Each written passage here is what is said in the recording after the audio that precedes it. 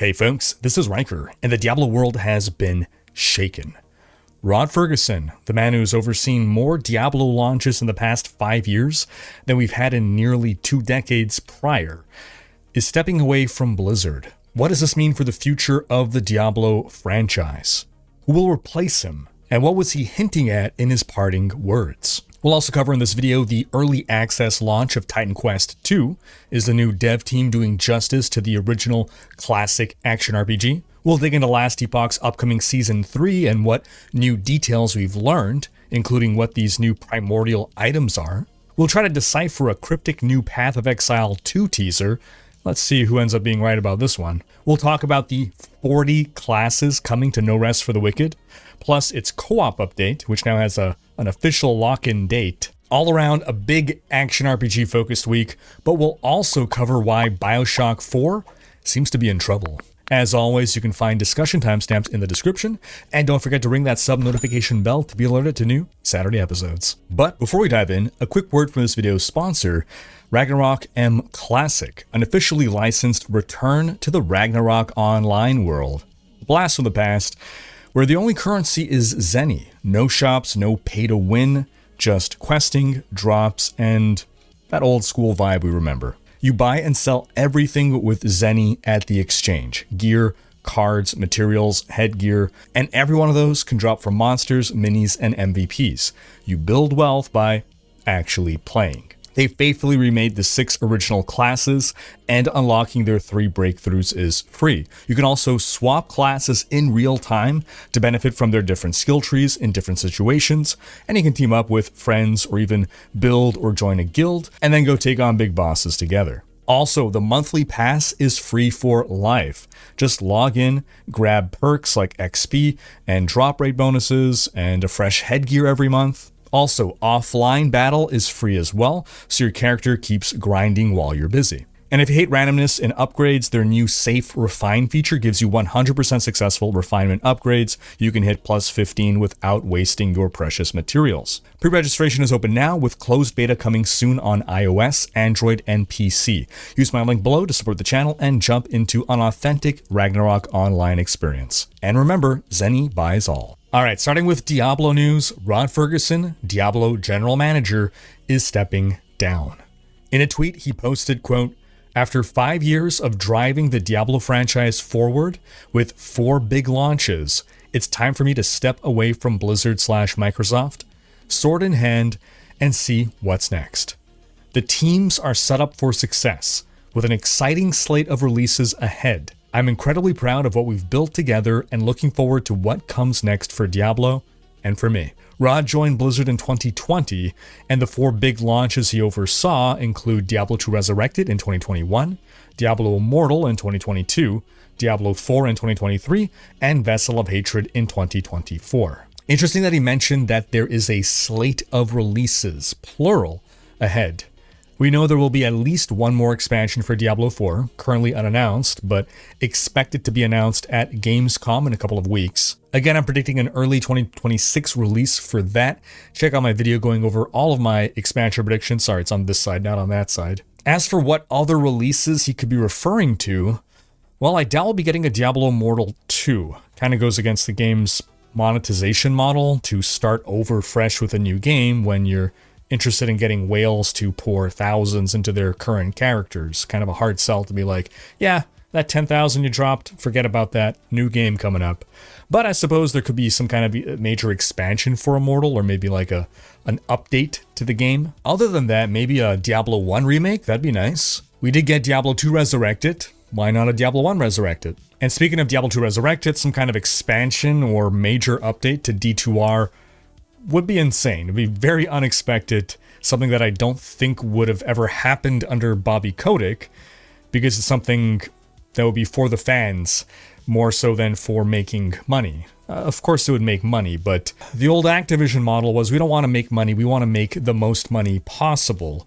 And an expansion or some kind of add-on to D2R is not going to make tens to hundreds of millions of dollars. It's all about opportunity cost. What could those guys be making instead that would make all the money?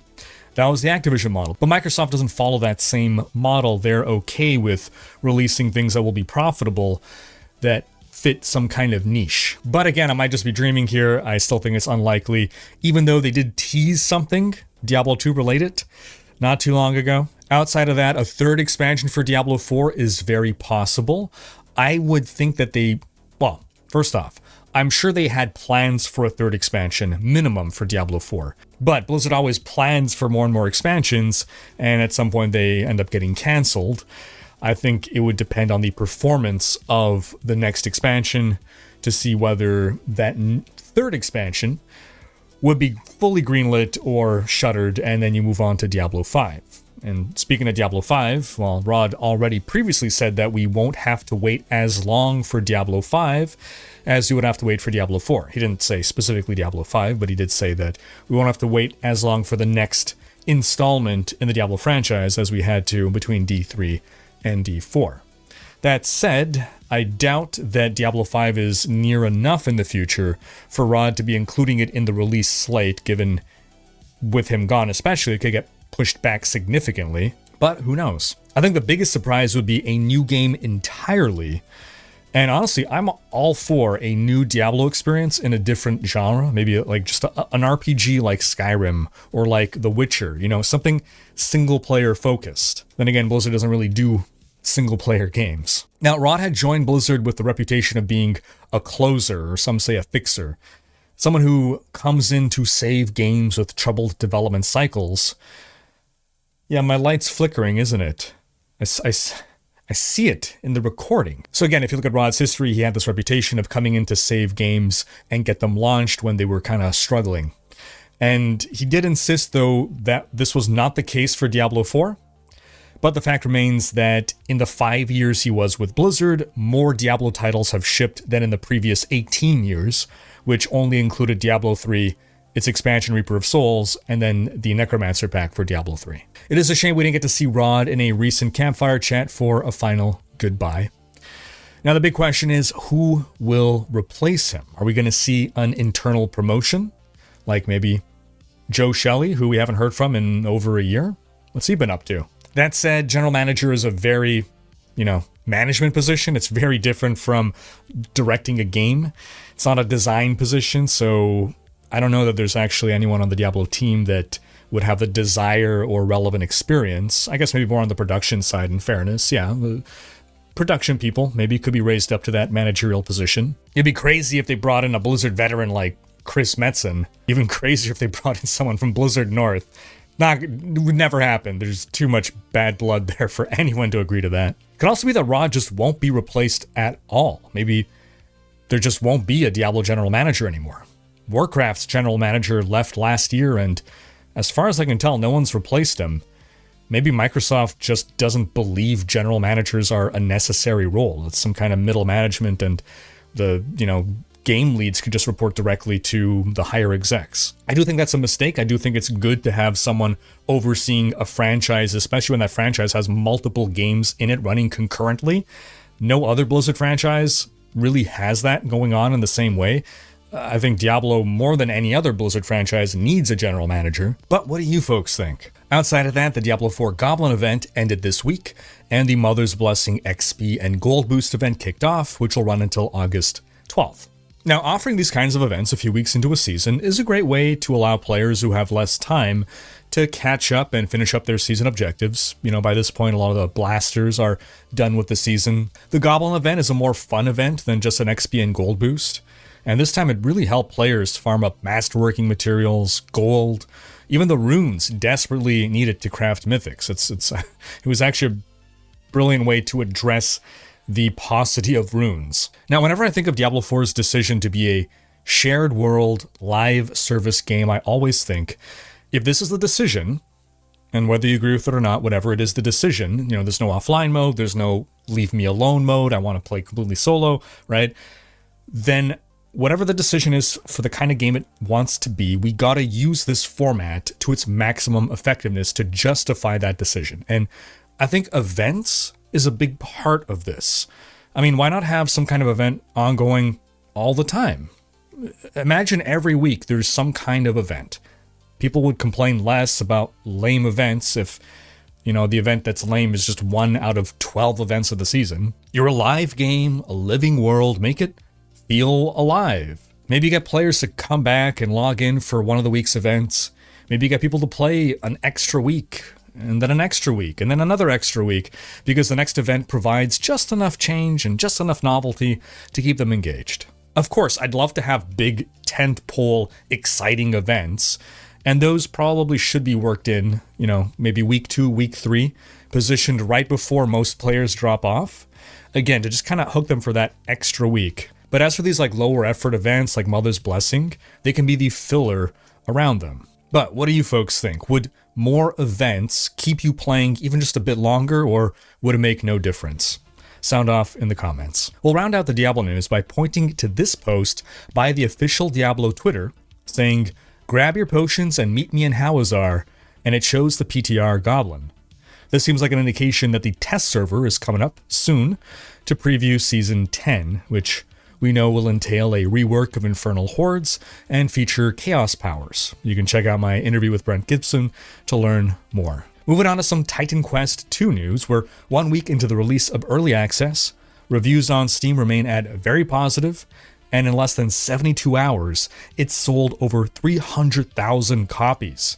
You can check out my full review video here. Now, going into Titan Quest 2, and part of the reason I was actually quite concerned and hesitant when it was first announced while everyone else was hyped, my main concern was this is not being made by the same team who made the original Titan Quest. These are an unknown entity. Maybe they'll be good, maybe they'll be bad, but we just don't know. It's not the same people, because those people went on to make Grim Dawn. However, now that I've played Titan Quest 2, honestly, you'd never know that it was a different team.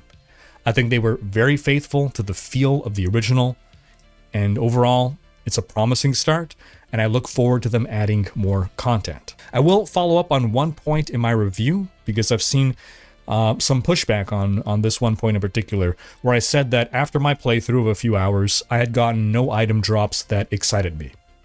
Now, some folks interpreted that to mean that I'm looking for uniques or legendaries or something like that, or saying, well, it's just early game, the good drops will come later. Look, none of that is what I meant, all right? Think back to Diablo 2, okay? My first time playing Diablo 2, within a couple of hours of playing the game, I'd gotten at least one item, some kind of an item, a rare item probably, and I'd think, wow, what a great item. Look at all these affixes, look at these stats. This is a big jump in power for me. Do you remember your reaction the first time Charcy imbued an item for you and boom, it got upgraded into a rare? That was a great feeling. That was exciting. I haven't felt that in Titan Quest 2 yet regarding any kind of item I've received. It was always, well, yeah, I guess this is a bit of an upgrade. And I had the same criticism of Diablo 4 at release. The affixes, the way they were structured, it just felt like, okay, 5% more power here, 5% more power there. It's an upgrade, but it's not something that makes me excited. I don't get dopamine over seeing this. I'm not asking for better drop rates. I'm not asking to be showered in unique items. I'm just expressing that there was no feeling of dopamine over any of the loot in several hours of play, when that is a cornerstone of even classic ARPGs like Diablo 1 and Diablo 2, where I would get excited over early game drops. Now, don't take this one point of criticism to mean that I hate the game. This is just one of 2 points of criticism that I had in what I think is otherwise a great game that I recommend to people. And for me, it's not a point of criticism that can just be brushed off as it's only early game. I want to care about the loot from the start. But I encourage you folks to check out my full review over here if you haven't seen it. Now, apart from that, folks have determined that 40 is the current max level in the game.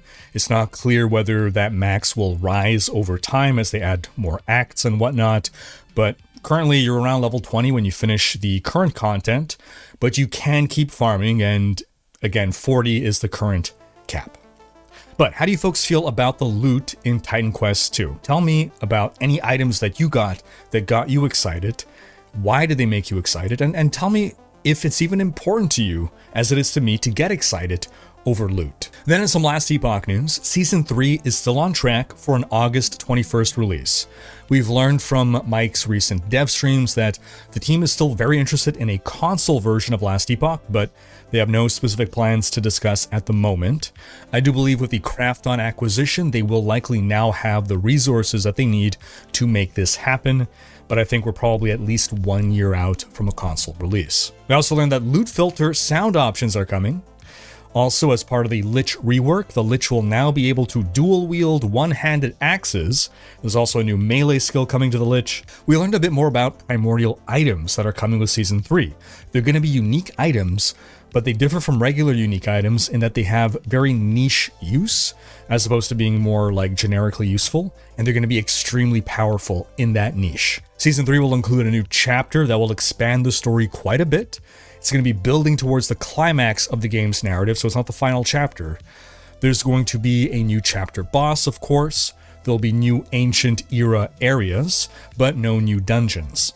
The monolith will be adapted to include the new areas and the new monsters from those areas. Now, when asked about power creep, Mike says that the team tries to be careful about how they add new power to the game, and to basically always add new difficulty to account for power creep. I think this is a good approach. For instance, Season 3's Rift Beasts are a higher tier enemy that are more variable in their abilities as well as their difficulty. We've got confirmation that the Weaver's Will system is going core and therefore will still be in Season 3. Something I'm really excited about, the team is apparently warming up to the idea of adding a guild system. And the reason this excites me is because I know they won't just slap on a clan tag system. If they are adding guilds, knowing these guys, they're going to have the best guild system of any ARPG ever. On Mike's bucket list of desired features to add to Last Epoch, he's got a PvP mode.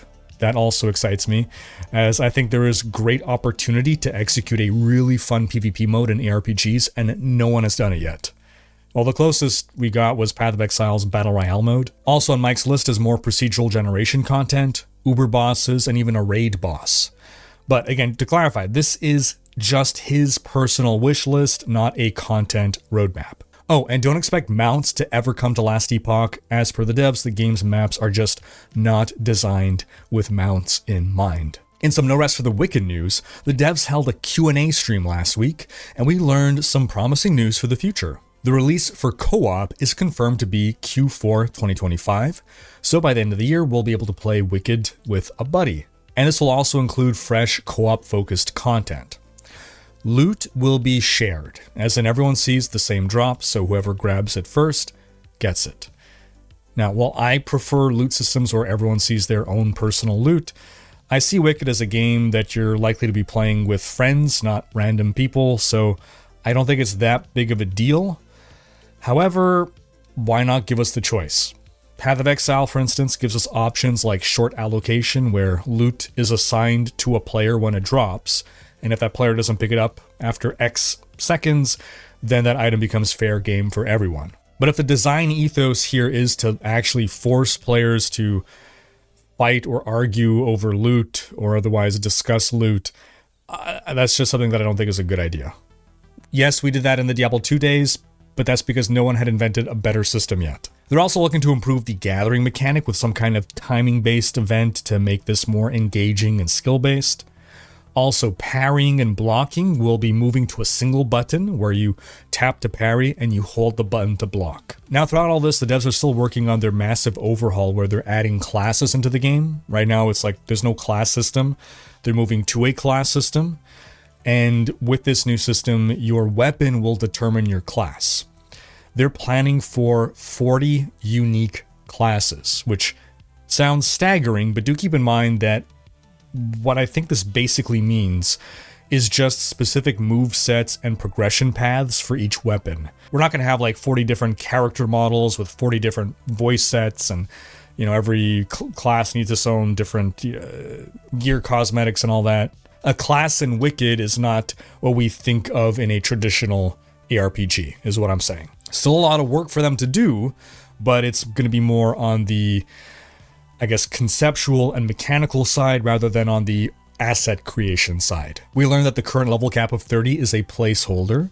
When the game launches out of early access, that cap will be raised. There will also be some kind of new game plus implemented, but it won't be the typical Souls-like implementation. Also, the campaign story isn't planned to be over at launch. They do want to give a satisfying ending, but they want that to be delivered over the course of expansions and DLC. And that's their monetization model. No MTX, just a paid game with paid expansions. Then in some Bioshock news, after an internal review, Bioshock 4 has apparently failed to impress executives at publisher 2K.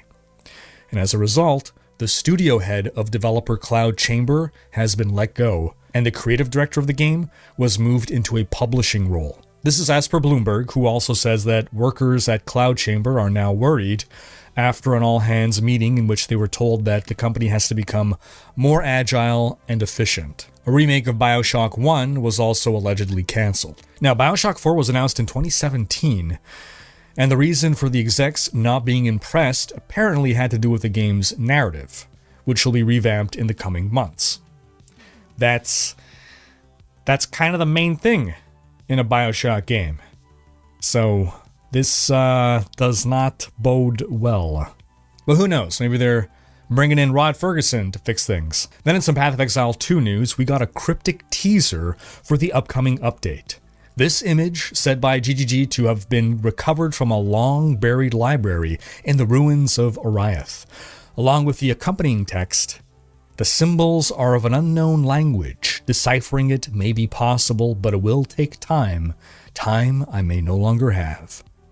Can you folks make heads or tails of any of this? The left sticky note has the word "start" scratched out, with beginning written under it with a question mark.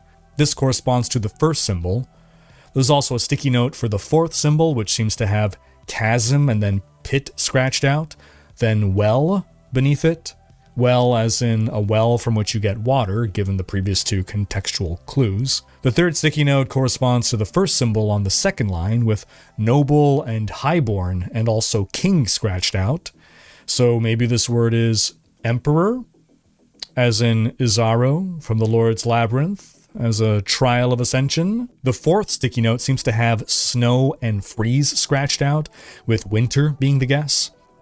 And the final symbol seems to have Genesis and new scratched out, with birth posited as the word. So, I don't know, maybe this is meant to be a map of the rooms in the next trial that will be added to the game, from the starter room to the room where you ascend, as in a new birth.